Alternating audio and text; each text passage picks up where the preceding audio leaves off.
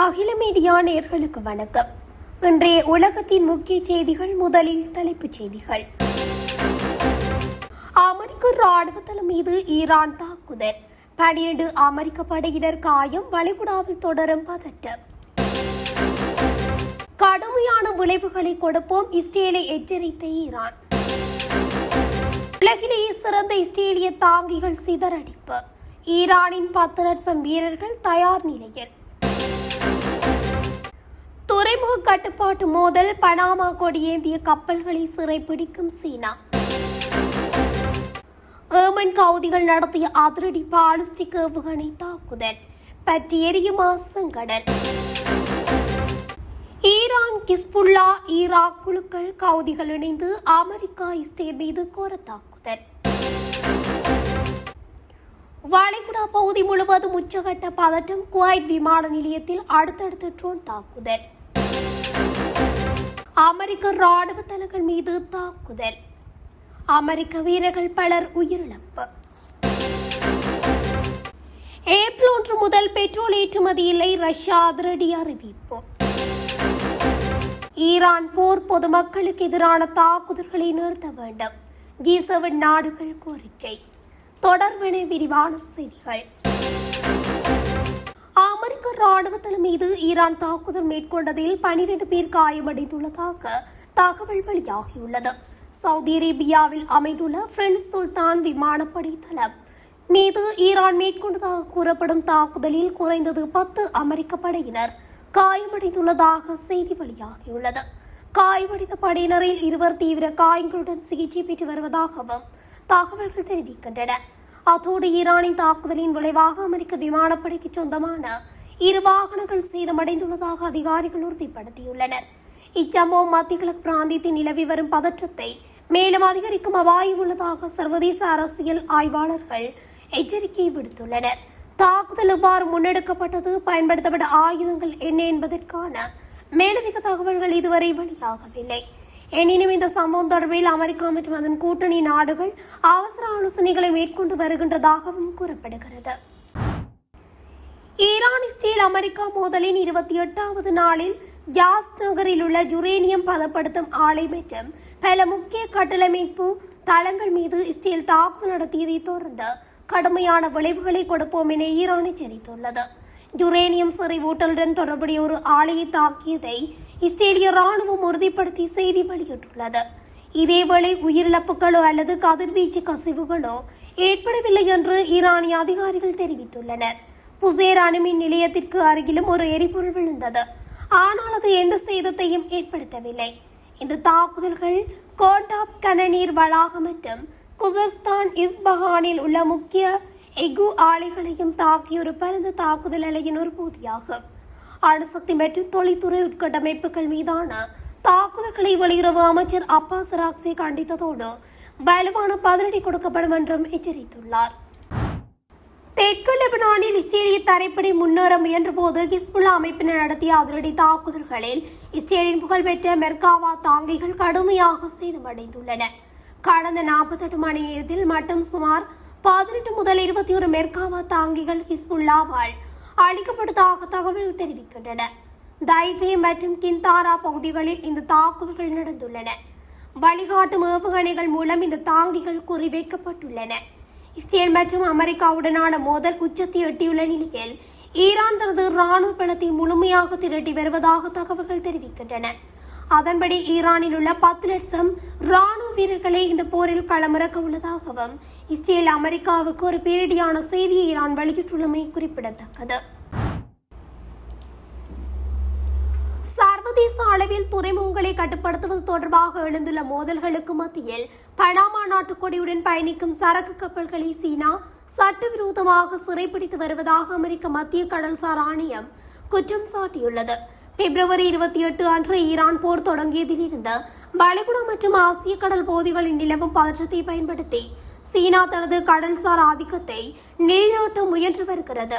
குறிப்பாக அமெரிக்கா மற்றும் அதன் நட்பு நாடுகளுடன் தொடர்புடைய சரக்கு கப்பல்களை சீன துறைமுகங்களிலிருந்து தடுத்து நிறுத்துவது, தேவையற்ற தாமதங்களை உருவாக்குவது போன்ற செயல்களில் சீனா ஈடுபட்டுள்ளதாக செய்தி வெளியாகியுள்ளது. இந்த நடவடிக்கையானது சர்வதேச கடல்சார் சட்டங்களை மீறுவதுடன் ஏற்கனவே போர்ச்சூழலால் பாதிக்கப்பட்டுள்ள உலகளாவிய விநியோக சங்கிலியை மேலும் சீர்குலைக்கும் என அமெரிக்கா எச்சரித்துள்ளது. பனாமா கொடியுடன் இயங்கும் கப்பல்கள் உலக வர்த்தகத்தில் பெரும் பங்கு வகிப்பதால் சீனாவின் இந்த செயல் சர்வதேச வர்த்தகர்களுக்கு பெரும் அச்சத்தை ஏற்படுத்தியுள்ளது. இந்த பிரச்சினையை தீர்க்க சர்வதேச கடல்சார் அமைப்பு தலையிட வேண்டும் என்றும் கப்பல்களின் தடையற்ற போக்குவரத்தை உறுதிப்படுத்த வேண்டும் என்றும் கோரிக்கைகள் எழுந்துள்ளன. ஏமனில் உள்ள கவுதி படையினர்கள் இன்று அதிகாரப்பூர்வமாக இஸ்ரேல் மற்றும் அமெரிக்காவிற்கு எதிராக போரில் குதித்துள்ளதாக அறிவித்துள்ளனர். கடந்த ஒரு மாதமாக நிலவி வந்த போர் சூழலில் இது ஒரு மிகப்பெரிய திருப்பு முனையாக பார்க்கப்படுகிறது. இன்று காலை ஏமனில் இருந்து இஸ்ரேலின் தெற்கு பகுதியை நோக்கி கவுதிகள் பல பாலிஸ்டிக் ஏவுகணைகளை ஏவி தாக்கியுள்ளனர். இஸ்ரேலின் முக்கிய ராணுவ நிலைகள் மற்றும் தெற்கு நகரங்கள், குறிப்பாக பீர்செபா மற்றும் எஸ்லத் பகுதிகளில் ஏவுகணை அபாய எச்சரிக்கை சைரன்கள் ஒலித்துள்ளன. இஸ்ரேலிய ராணுவம் இந்த ஏவுகணையை இடைமறித்து அளித்ததாக உறுதிப்படுத்தினாலும் கவுதிகளின் ஏவுகணை தாக்குதல்களினால் இஸ்ரேலில் பல சேதங்கள் ஏற்பட்டுள்ளதாகவும் தெரிவிக்கப்படுகிறது. ஈரான் அமெரிக்கா போர் தொடங்கிய பிறகு ஏமனில் இருந்து இஸ்ரேல் மீது நடத்தப்பட்ட முதல் நேரடி தாக்குதல் இதுவாகும். கவுதி அமைப்பின் ராணுவ செய்தி தொடர்பாளர் ஜாக்ஜா சாரி ஈரானுக்கு ஆதரவாக தங்கள் படைகள் போரில் இணைந்துள்ளதாக அதிகாரப்பூர்வமாக அறிவித்துள்ளார். ஈரான், லெபனான் மற்றும் ஈராக் மீது அமெரிக்கா மற்றும் இஸ்ரேல் நடத்தி வரும் தொடர் தாக்குதல்களுக்கு பதிலடி கொடுக்கவே இந்த போர் பிரகடனம் என அவர்கள் கூறியுள்ளனர். இஸ்ரேல் மற்றும் அமெரிக்காவின் ஆக்கிரமிப்பு நிற்கும் வரை தங்களது ஏவுகணை மற்றும் ட்ரோன் தாக்குதல்கள் தொடரும் என அவர்கள் இறுதி எச்சரிக்கையும் விடுத்துள்ளனர். கவுதிகள் போரில் இறங்கியுள்ளதால் செங்கடல் பகுதி மீண்டும் போர்க்களமாக மாறியுள்ளது. இந்த நிலையில் செங்கடல் வழியாக செல்லும் கப்பல்கள் மீதும் தாக்குதல் நடத்துவோம் என்று கவுதிகள் எச்சரிக்கை விடுத்துள்ளன. கார்முஸ் நீரிணையை ஏற்கனவே ஈரான் மூடியுள்ள நிலையில் தற்போது கவுதிகள் பாப் அல் மண்டேப் நீரிணையை குறிவைக்க தொடங்கியுள்ளனர். சர்வதேச கப்பல் போக்குவரத்து நிறுவனங்கள் செங்கடல் வழியாக செல்லும் தங்கள் கப்பல்களுக்கு அவசர எச்சரிக்கை விடுத்துள்ளன. இதனால் உலக அளவில் கச்சா எண்ணெய் மற்றும் சரக்கு போக்குவரத்து கடும் நெருக்கடியை சந்திக்கும். ஈரான், ஹிஸ்புல்லா, ஈராக் குழுக்கள் கவுதிகள் கூட்டணி சேர்ந்துள்ளமையும் இங்கு முக்கிய பொருளாக மாறியுள்ளது. அமெரிக்க அதிபர் ட்ரம்ப் நிர்வாகம் ஏற்கனவே கவுதிகள் மீது தாக்குதல் நடத்த திட்டமிட்டு வருவதாக செய்திகள் வெளியாகி வருகின்ற சூழ்நிலையில் கவுதிகளின் இந்த நுழைவு போர் அரபு தீபகற்பம் முழுவதும் பரவ வழிவகுத்துள்ளது. இந்நிலையில் கடந்த தாக்குதல்களின் போதும் இஸ்ரேலின் 100க்கும் மேற்பட்ட கப்பல்களை செங்கடல் வழியாக சென்ற கப்பல்கள் மீது கவுதிகள் தாக்குதல் நடத்தி அழித்திருந்தமையும் குறிப்பிடத்தக்கது. மத்திய கிழக்கில் மார்ச் 2026 ஏற்பட்டுள்ள இந்த போர் ஈரான் தனது தடுப்பு அச்சு என்று அழைக்கப்படும் தனது நட்பு அமைப்புகளை முழுமையாக ஒருங்கிணைத்து ஒரு பிராந்திய போராக மாற்றியுள்ளதை காட்டுகிறது. ஈரான், ஹிஸ்புல்லா, ஈராக் குழுக்கள், கவுதிகள் ஆகிய 4 கூட்டணியும் தற்போது ஒரே நேரத்தில் இஸ்ரேல் மற்றும் அமெரிக்க இலக்குகளை நோக்கி தாக்குதல் நடத்தி வருகின்றன. ஒரே நேரத்தில் இஸ்ரேலின் வடக்கு எல்லையில் ஹிஸ்புல்லா மிக கடுமையான தாக்குதல்களை நடத்தியுள்ளது. மார்ச் 25 மற்றும் 26 ஆகிய திகதிகள் மட்டும் ஹிஸ்புல்லா 100க்கும் மேற்பட்ட ஏவுகணை அலைகளை இஸ்ரேல் மீது ஏவியது. இது போர் தொடங்கியதிலிருந்து ஒரு நாளில் நடத்தப்பட்ட மிக அதிகமான தாக்குதலாகும். வடக்கு இஸ்ரேலிய நகரங்கள் மற்றும் ராணுவ தளங்களை குறிவைத்து ராக்கெட்டுகள் மற்றும் ட்ரோன்களை பயன்படுத்தி வருகிறது ஹிஸ்புல்லா. இந்த நிலையில் ஈராக்கில் உள்ள ஈரான் ஆதரவு குழுக்கள் அமெரிக்க படைகளை வெளியேற்றுவதை நோக்கமாக கொண்டு ஈரானுக்கு ஆதரவாக செயற்படுகின்றன. ஈராக்கில் உள்ள அமெரிக்க ராணுவ தளங்கள் மீது கடந்த சில நாட்களில் மட்டும் 16க்கும் மேற்பட்ட ட்ரோன் தாக்குதல்கள் நடத்தியுள்ளதாகவும் தெரிவிக்கப்பட்டுள்ளது. அடுத்து நீண்ட அமைதிக்கு பிறகு கவுதிகள் இன்று அதிகாரப்பூர்வமாக போரில் குதித்துள்ளனர். ஏமனில் இருந்து இஸ்ரேலின் தெற்கு பகுதியை பாலைவனம் மற்றும் அணுசக்தி நோக்கி பாலிஸ்டிக் ஏவுகணைகளை கவுதிகள் ஏவியுள்ளனர். செங்கடல் மற்றும் பாப் அல் மண்டேப் நீரிணையில் அமெரிக்க மற்றும் இஸ்ரேலிய கப்பல்களை தாக்கப் போவதாகவும் கவுதிகள் எச்சரிக்கை விடுத்துள்ளனர். இந்த நிலையில் ஈரான் இந்த படைகளை தனித்தனியாக பயன்படுத்தாமல் ஒரு ஒருங்கிணைந்த கட்டளை மையத்தின் கீழ் இயக்கி வருகிறது. இஸ்ரேல் முழுவதும் அவ்வப்போது ஏவுகணைகளை வீசுவதன் மூலம் மக்களை தொடர்ச்சியாக பதுங்கு குழிகளுக்குள் இருக்கச் செய்து அந்நாட்டின் இயல்பு வாழ்க்கையை முடக்குவதே ஈரானின் திட்டமாகவும் அமைந்துள்ளது. ஈரான் தற்போது தனது ஏவுகணைகளை கிளஸ்டர் குண்டுகளை அதிகளவில் பயன்படுத்துவதாக தெரிவிக்கப்படுகிறது. இந்த கூட்டணி ஒன்றாக சேர்ந்திருப்பது அமெரிக்கா மற்றும் இஸ்ரேலுக்கு போர்க்களத்தில் மிகப்பெரிய சவாலாக அமைந்துள்ளது. அத்துடன் ஈரான் தனது நீண்ட தூர ஏவுகணைகளை பயன்படுத்தி இஸ்ரேல் அமெரிக்க ராணுவ தளங்களை தாக்கி வருகின்றமையும் குறிப்பிடத்தக்கது. குவைத் சர்வதேச விமான நிலையத்தின் மீது அடுத்தடுத்து நடத்தப்பட்ட ட்ரோன் தாக்குதல்களில் அங்கிருந்த ரேடார் அமைப்புகள் கடுமையாக சேதமடைந்துள்ளன. முக்கிய உட்கட்டமைப்புகள் சேதமடைந்த போதிலும் இந்த சம்பவத்தில் யாருக்கும் காயங்கள் ஏற்படவில்லை என்பதை சிவில் விமான போக்குவரத்து அதிகாரிகள் உறுதிப்படுத்தியுள்ளனர். இந்த தாக்குதல்கள் வளைகுடா பிராந்தியத்தில் உள்ள முக்கிய உட்கட்டமைப்புகளை குறிவைத்து நடத்தப்பட்டுள்ளதாக தெரிவிக்கப்படுகிறது. இந்நிலையில் சனிக்கிழமை அதிகாலையில் குவைட் சர்வதேச விமான நிலையம் பல ட்ரோன் தாக்குதல்களுக்கு உள்ளானதாகவும் அதன் ரேடார் அமைப்புக்கு கணிசமான சேதம் ஏற்பட்டதாகவும் அவசரகால குழுக்களும் சம்பந்தப்பட்ட அதிகாரிகளும் உடனடியாக சம்பவ இடத்துக்கு விரைந்ததாகவும் அந்நாட்டின் சிவில் விமான போக்குவரத்து ஆணையம் அறிவித்துள்ளது. வளைகுடா பகுதி முழுவதும் பதற்றம் அதிகரித்துள்ள நிலையில் குவைத்தின் முதன்மை விமான போக்குவரத்து மையத்தின் மீதான இந்த தாக்குதல் பதற்றத்தை அதிகரித்துள்ளன. மத்திய கிழக்கில் மார்ச் மாதம் ஏற்பட்டுள்ள இந்த போர்ச்சூழல் தற்போது வளைகுடா நாடுகளில் உள்ள அமெரிக்க தளங்களுக்கும் பரவியுள்ளது. சவுதி அரேபியா மற்றும் பஹ்ரைனில் உள்ள அமெரிக்க ராணுவ தளங்கள் மீது ஈரான் நடத்திய ஏவுகணை மற்றும் ட்ரோன் தாக்குதல்கள் சவுதி அரேபியாவின் ரியாத் நகருக்கு அருகிலுள்ள பிரின்ஸ் சுல்தான் விமான தளம் மீது ஈரான் நேற்று கடுமையான தாக்குதலை நடத்தியுள்ளது. இந்த தாக்குதலில் 12 முதல் 15 அமெரிக்க வீரர்கள் காயமடைந்துள்ளனர். இதில் 2 மிகவும் படுகாயமடைந்துள்ளதாக அமெரிக்க அதிகாரிகள் உறுதிப்படுத்தியுள்ளனர். ஏவுகணை வீச்சில் அமெரிக்காவின் சில எரிபொருள் நிரப்பும் விமானங்கள் சேதமடைந்துள்ளன. இந்த தளத்தில் கடந்த ஒரு வாரத்தில் மட்டும் நடத்தப்பட்ட 3வது தாக்குதல் இதுவாகும். பஹ்ரைனில் உள்ள அமெரிக்க கடற்படையின் 5வது படை தலைமையகம் மீது ஈரான் தனது ஏவுகணைகளை ஏவியுள்ளது. பஹ்ரைன் தாக்குதலில் அமெரிக்க வீரர்கள் 21 பேர் வரை கொல்லப்பட்டிருக்கலாம் என ஈரான் தரப்பு உரிமை கோருகிறது.